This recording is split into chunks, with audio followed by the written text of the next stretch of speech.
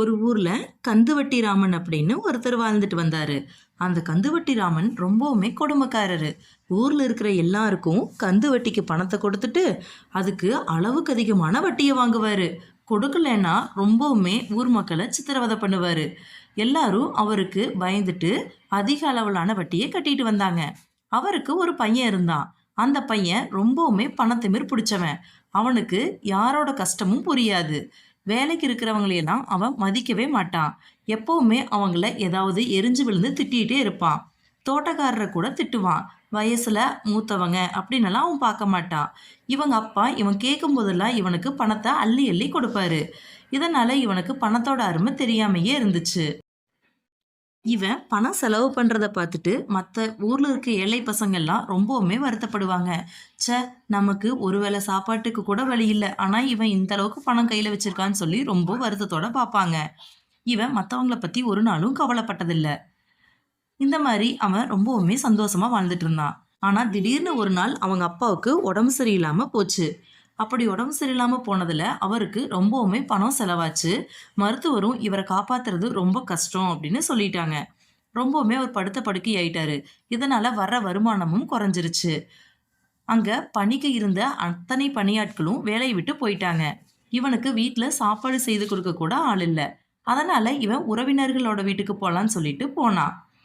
வேற வழி இல்லாம உறவினர்கள்கிட்ட போய் கையெடுத்து கும்பிட்டு எனக்கு ரொம்ப பசிக்குது, எனக்கு சாப்பிட ஏதாவது கொடுங்க அப்படின்னு சொல்லி கேட்டான். ஆனா இவங்க அப்பா பண்ண கொடுமையெல்லாம் நினைச்சு பார்த்து எந்த சொந்தக்காரங்களுமே இவனை சேர்த்துக்கல.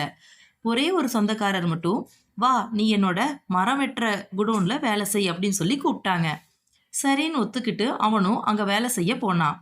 அவர் நீ வேலை செய்யறதுக்கு நான் உனக்கு சாப்பாடும் ஊதியமும் கொடுக்குறேன்னு சொல்லி இருந்தாரு. இவனும் போய் மரத்தை வெட்ட ஆரம்பிச்சான்.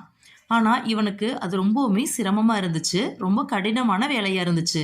இவனுக்கு காயங்கள் எல்லாம் கூட ஏற்பட்டுச்சு. இவன் ரொம்ப அசதியா இருக்குன்னு ஒரு மரத்தோட நிழல்ல உட்கார்ந்துட்டான்.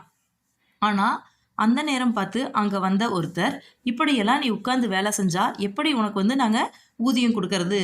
நீ நிக்காம வேலை செய்யணும், இப்படியெல்லாம் ஓய்வு எடுக்க கூடாதுன்னு சொல்லி திட்டினாரு. அந்த நாள் முழுவதும் அவன் கடினமான வேலைகளை செஞ்சான். அவன் செஞ்ச வேலைக்கான ஊதியத்தையும் ஒரு வேளை உணவையும் அவனோட முதலாளி அவனுக்கு கொடுத்தாரு. அவனோட ஊதியமா அவனுக்கு 2 காசுகள் கொடுத்திருந்தாரு. இவனுக்கு அதை பார்த்து கண்ணீர் தான் வந்துச்சு. அந்த ஒருவேளை உணவு அவனுக்கு தேவாமிர்தமா இருந்துச்சு. நான் வேலைக்கு வச்சிருந்த ஆட்களை எப்படியெல்லாம் திட்டுவேன், ஆனா இன்னைக்கு இந்த உணவு எனக்கு ரொம்பவுமே சுவையா இருக்குன்னு சொல்லி சாப்பிட்டான். அப்புறம் தான் வாங்கின அந்த நாணயங்களை கொடுத்து மருந்தகத்துல தன்னோட அப்பாவுக்கான மருந்துகளை வாங்கிட்டு போனான். தன்னோட அப்பாவுக்கு அதை எடுத்துட்டு போய் கொடுத்தான். அவங்க அப்பா ரொம்பவுமே வருத்தப்பட்டாரு. நான் உன்னை எப்படியெல்லாம் வச்சிருந்தேன், ஆனா உன்னை இப்ப நான் இப்படி கஷ்டப்பட வச்சிருந்தேன்னு நினைச்சாரு. ஆனா அன்னையில இருந்து அவன் ரொம்பவே திருந்திட்டான். ஊர்ல இருக்க எல்லாருக்கும் உதவி செஞ்சான். உங்களுக்கு இந்த கதை பிடிச்சிருந்தா மறக்காம நம்மளுடைய சேனலை சப்ஸ்கிரைப் பண்ணுங்க, லைக் பண்ணுங்க, ஷேர் பண்ணுங்க. ரொம்ப நன்றி.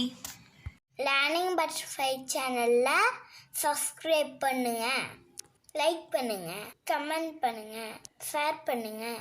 கூடவே இந்த பெல் பட்டனையும் ப்ரெஸ் பண்ணுங்கள். தேங்க்யூ ஃபார் வாட்சிங்.